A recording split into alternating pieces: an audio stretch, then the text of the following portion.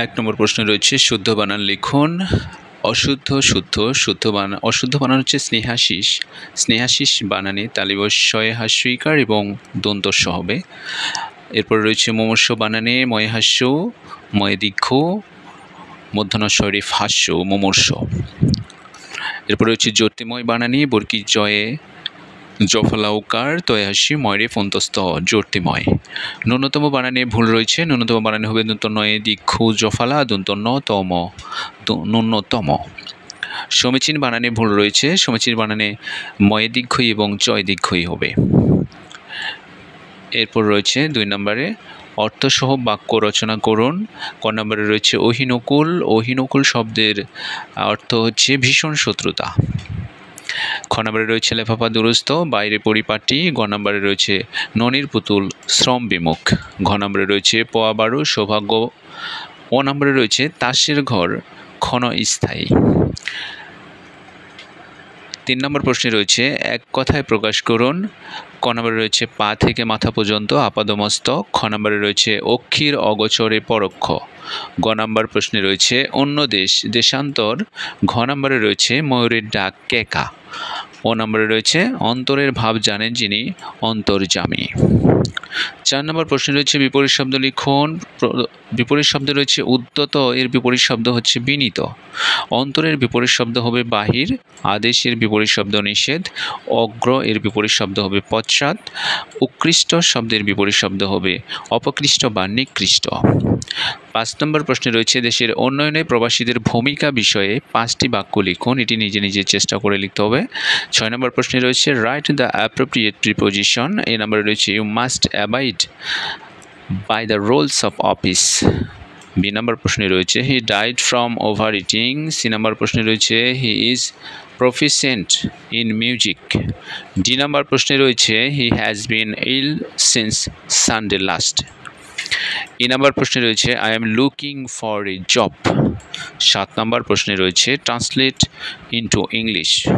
ক নম্বর প্রশ্নে রয়েছে কর্তব্যে কারো অবহেলা করা উচিত নয়। ইংরেজিতে হবে নোবডি শুড নেগলেক্ট ডিউটি। খ নম্বর রয়েছে সে তোমার মতো বুদ্ধিমান নয়। He is not as intelligent as you. গ নম্বর প্রশ্নে রয়েছে আমি, তুমি ও সে একত্রে যাব। You, he and I will go together.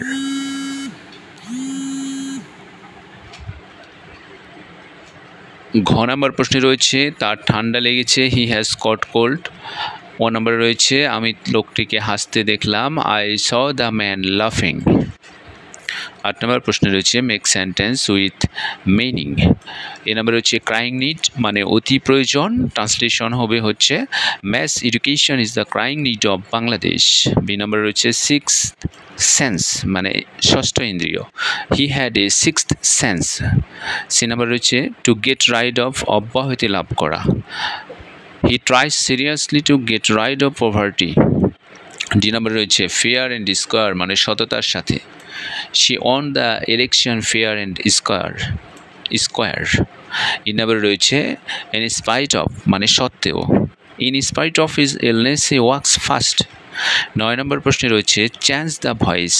এই নম্বরে রয়েছে ডোন্ট প্লে ফুটবল। এটিকে যদি ভয়েস চেঞ্জ করি তাহলে আসবে let not football be played. B নম্বরে রয়েছে what does she like. Voice change করলে আসবে what is liked by her. C number প্রশ্নে রয়েছে how did he manage the problem. এটিকে ভয়েস চেঞ্জ করলে আমরা পাই how was the problem managed by him. D number প্রশ্নে রয়েছে we want to love our country. এটিকে ভয়েস চেঞ্জ করলে আমরা পাই our country ought to be loved by us. ইন নম্বর প্রশ্নে রয়েছে হি অ্যানয়েড মি।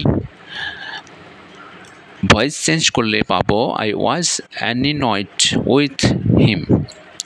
10 নম্বর প্রশ্নে রয়েছে write 5 sentences on the international mother language day.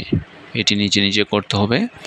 11 নম্বর প্রশ্নে রয়েছে 10 বছর পূর্বে পিতার বয়স পুত্র বয়সের 4 গুণ ছিল। 4 বছর পরে পিতার বয়স পুত্র বয়সের দ্বিগুণ হবে। কার বয়স বর্তমান কত?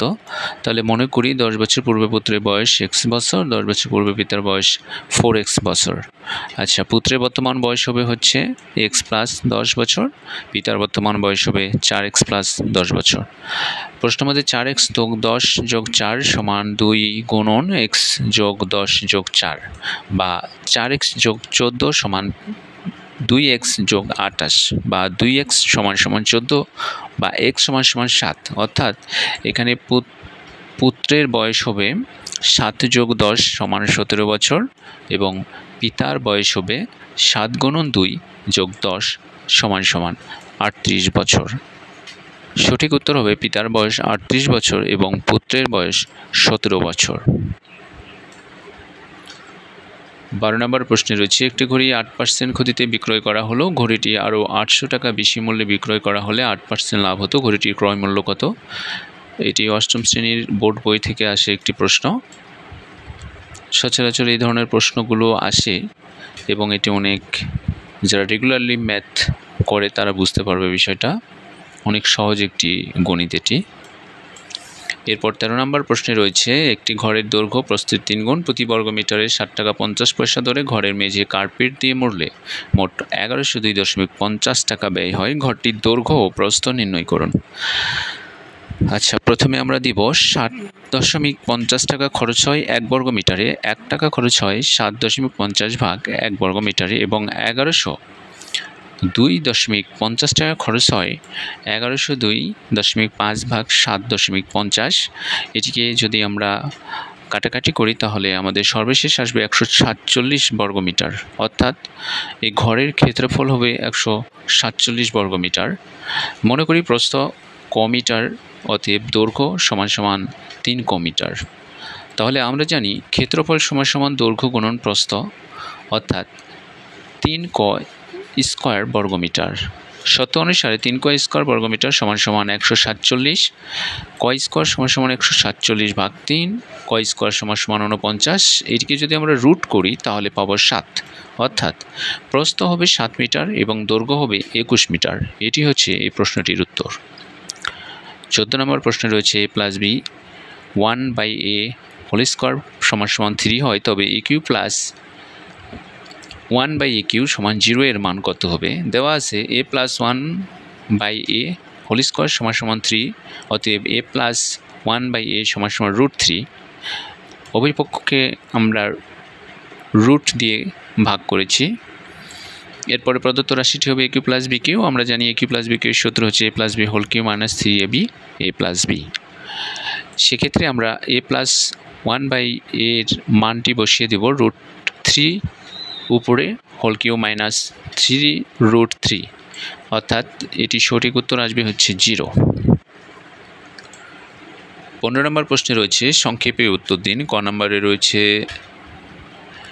জাতিসংঘের সাধারণ পরিষদের নিয়মিত বার্ষিক অধিবেশন শুরু হয় কবে? সেপ্টেম্বর মাসের 3য় মঙ্গলবার অথবা সেপ্টেম্বর মাসের 2য় মঙ্গলবার। খ নম্বরে রয়েছে, বিশ্বের কোন দেশ প্রথম সাগরতলে মন্ত্রিসভার বৈঠক করে? মালদ্বীপ। গ নম্বরে রয়েছে, IOM এর পূর্ণরূপ কী হবে? IOM এর পূর্ণরূপ হবে ইন্টারন্যাশনাল অর্গানাইজেশন ফর মাইগ্রেশন। খ নম্বরে রয়েছে, ILO এর সদর দপ্তর কোন দেশের কোন শহরে অবস্থিত? Geneva, Switzerland.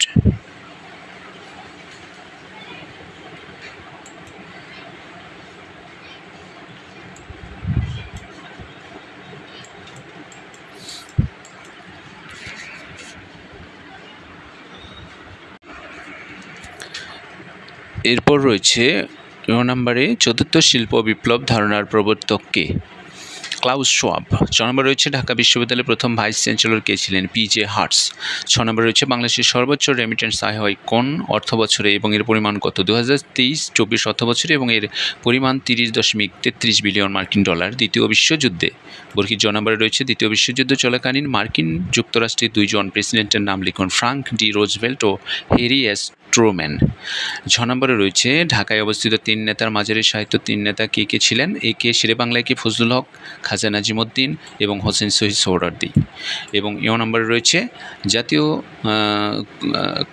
কবি জসিমউদ্দিনের 2টি কাব্যগ্রন্থের নাম লিখুন। নকশি কাঁথার মাঠ এবং সজন বাদিয়ার ঘাট।